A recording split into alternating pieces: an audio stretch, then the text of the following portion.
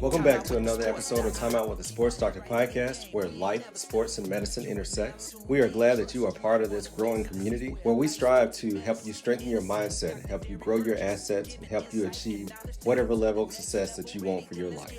Go to our website at Dr.Derrick, thesportsdoctor.com, where you can find all the latest content, and you can also follow us on our social media channels. Now, let's get into this episode. Welcome back to another episode of Time Out with the Sports Doctor podcast. I hope that your week is off to a great start. It's been a busy summer, and probably by the time that you're listening to this summer, if you have a student in school, probably summer is over. This has been one of the shorter summers for our kids, but I cannot think of a busier summer with travel, with work, with just life obligations. So it's really been an intense summer. We really enjoyed ourselves. Really were able to spend some valuable time with our family. A couple of episodes back, I released the episode from Paris. We were very blessed to take our whole family to Paris and then to London right when school was ending, and it never stopped from there. From baseball to Julia competing at the Technology Student Association National Meeting to just work and travel, and it's just all a big blur. But we're tired, we're exhausted, and it's time to get a little more structure and get these kids back into school. So how do you feel about summer? What was the summer like for you? Were you able to connect? Were you able to disconnect? Were you able to get some rest? Many times we just go. And I know I'm very guilty of that. And we forget about the rest component. So hopefully you're all in a good space going back into the school year. We pray blessings over your children. We pray for their safety in the classroom, and just that they have a productive and effective school year. I'd also like to say thank you. This past weekend, I hosted my first live event for Bravely Global. I've been talking about Bravely Global now for a couple of months, working with them as a brand ambassador. Last weekend, I was able to connect with a lot of leaders. So the shout out this week goes to the ladies that came into town from as far as 7 or 8 hours away, simply to pour into our community and to share their experiences. So Brittany Harper, Christy Lindley, Lauren Whiteside, Raina Wyndham, I really appreciate you.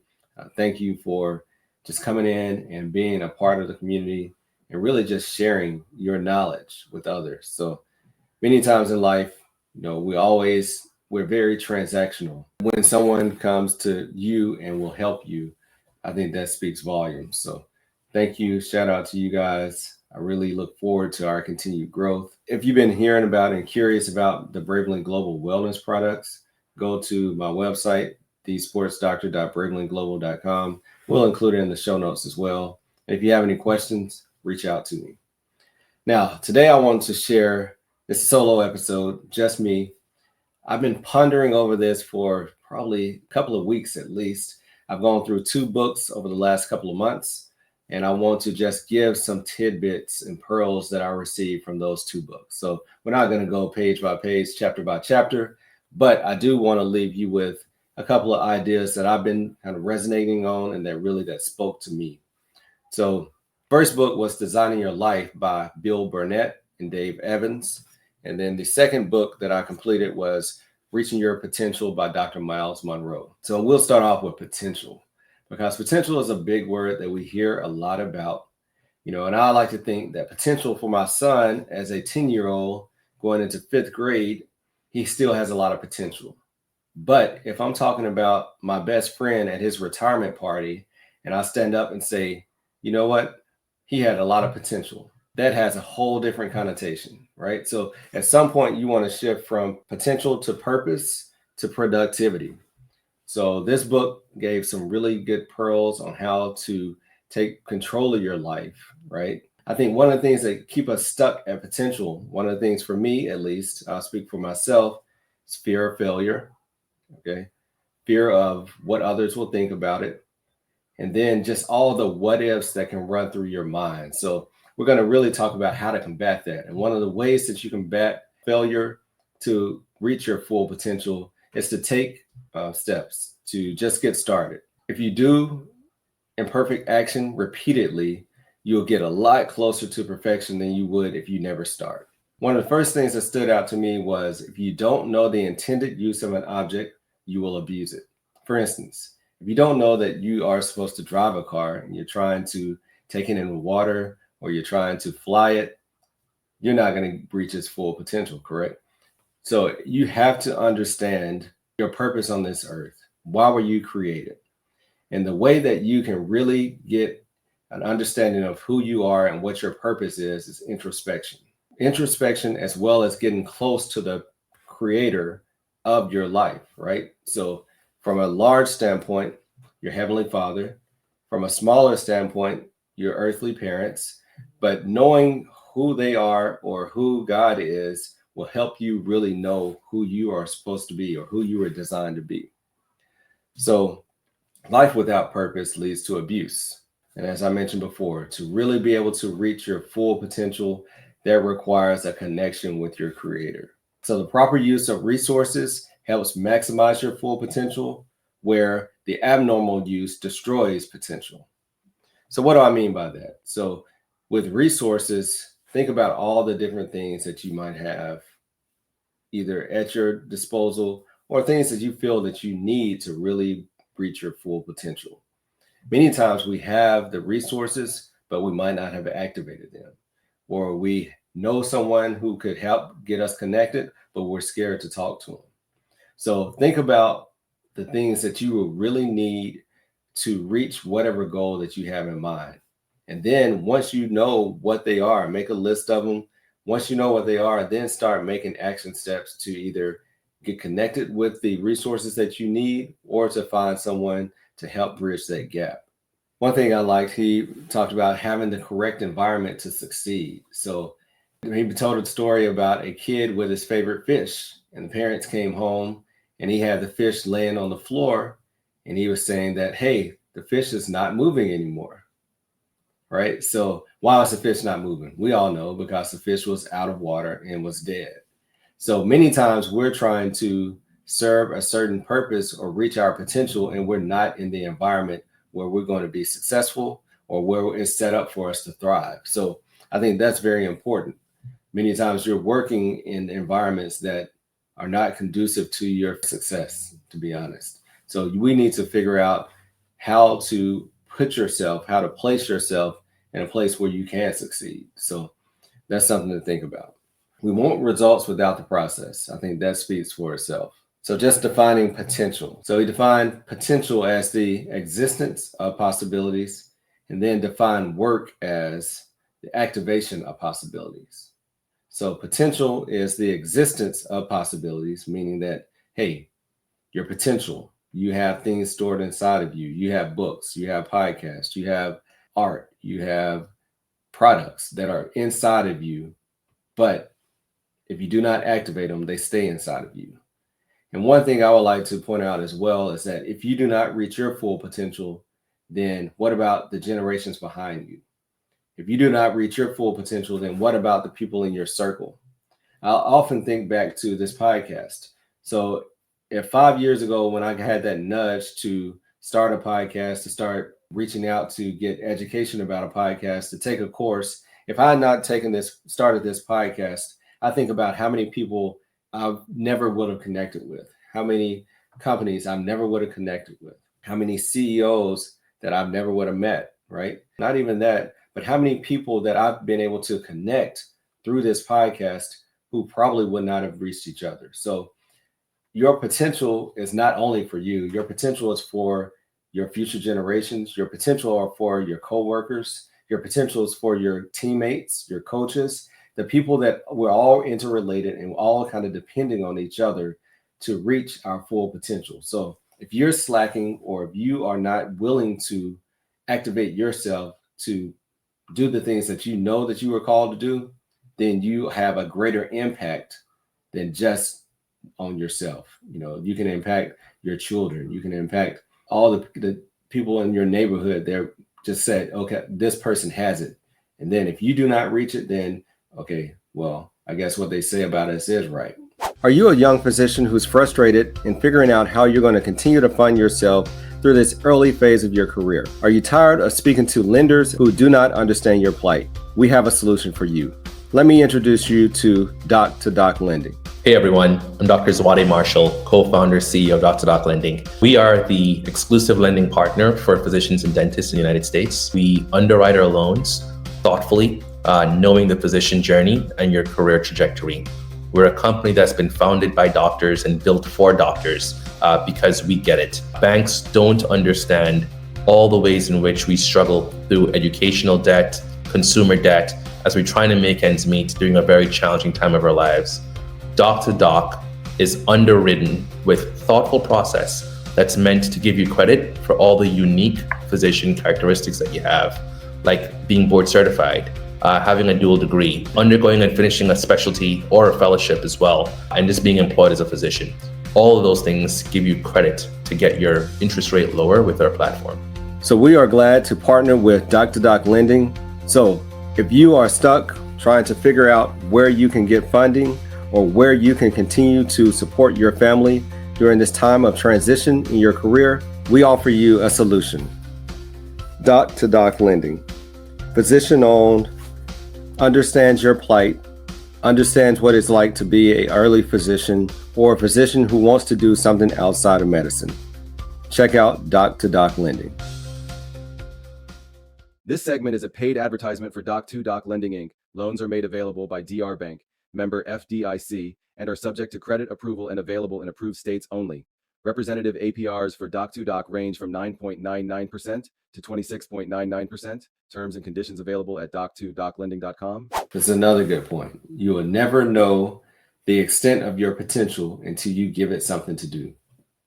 So your potential needs to be tested, right?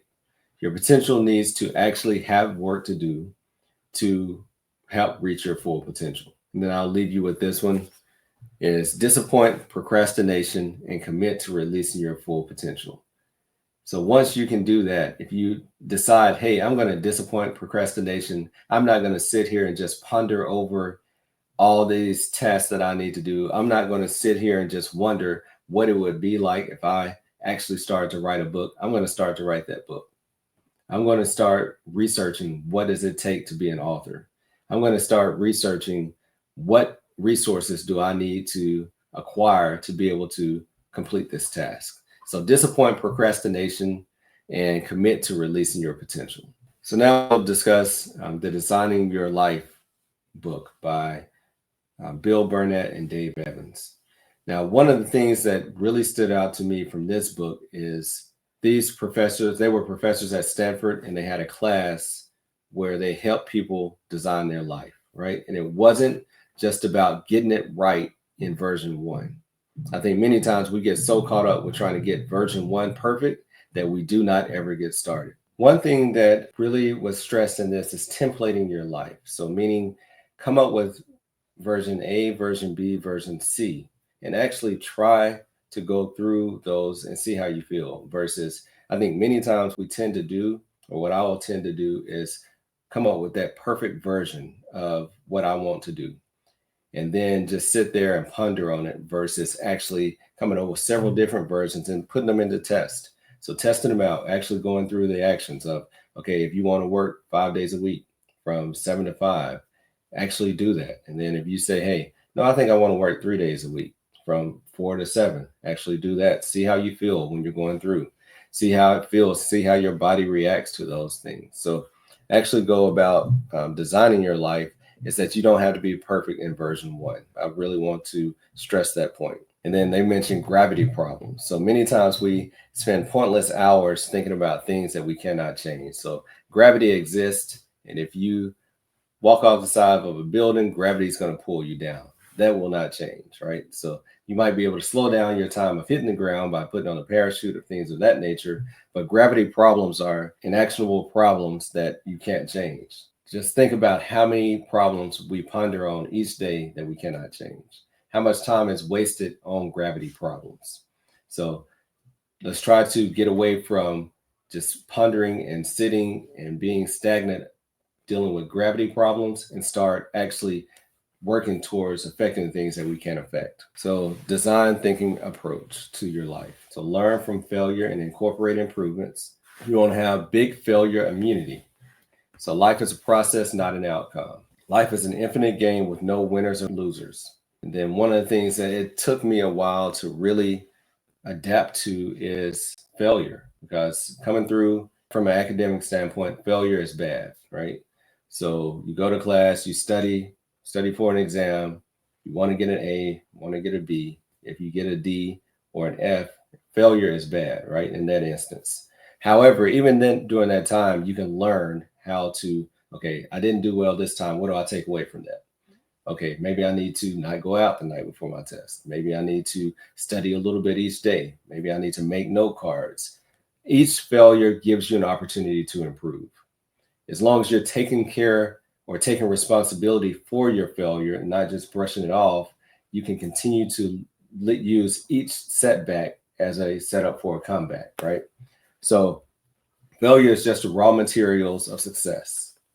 Or I like to say sometimes failure is like vitamins, especially in the entrepreneurial world, where you have to sometimes try different things in order to find the perfect outcome. And then the last thing I want to talk to you about is building your team. I'm really big on team.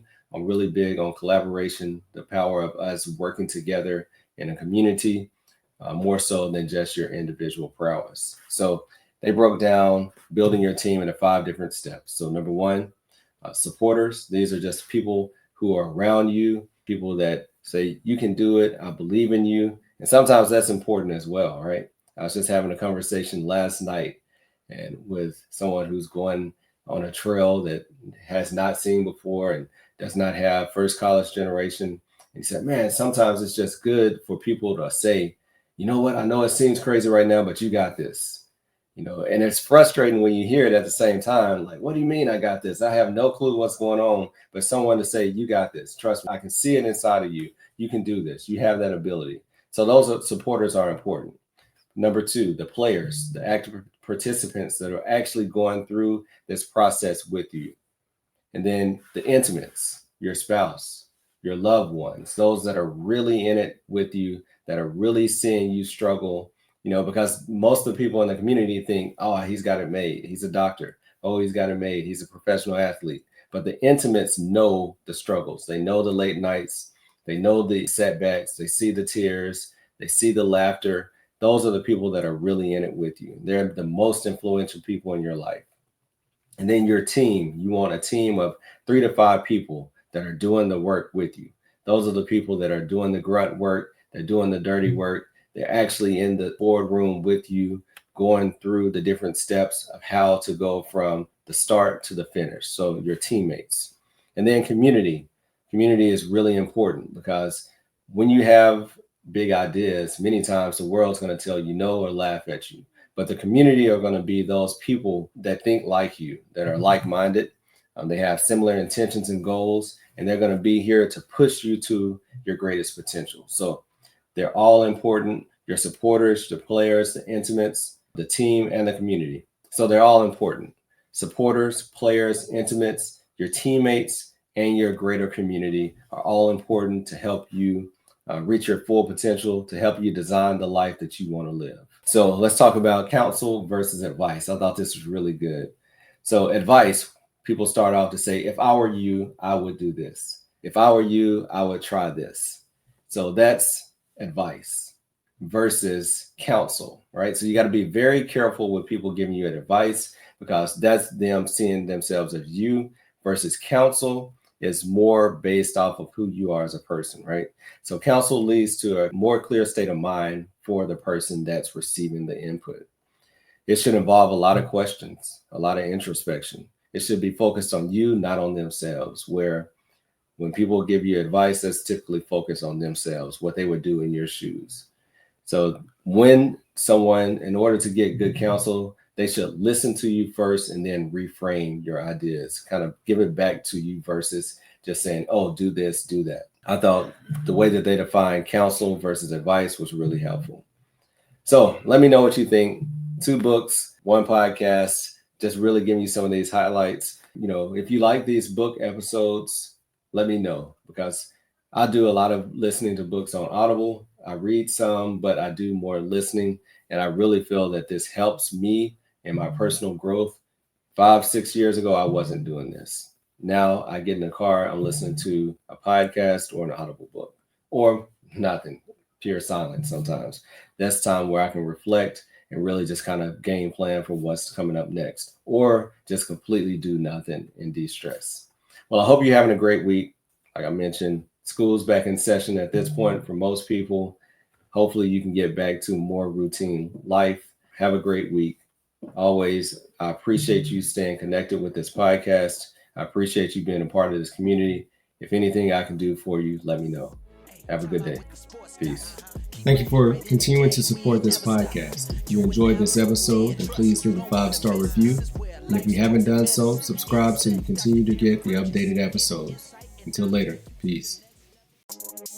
Hey, time out with the sports doctor. Keep our head right in the game. We ain't never stopping. You are now tuned in. Trust you don't want to miss. This is where life, sports, and medicine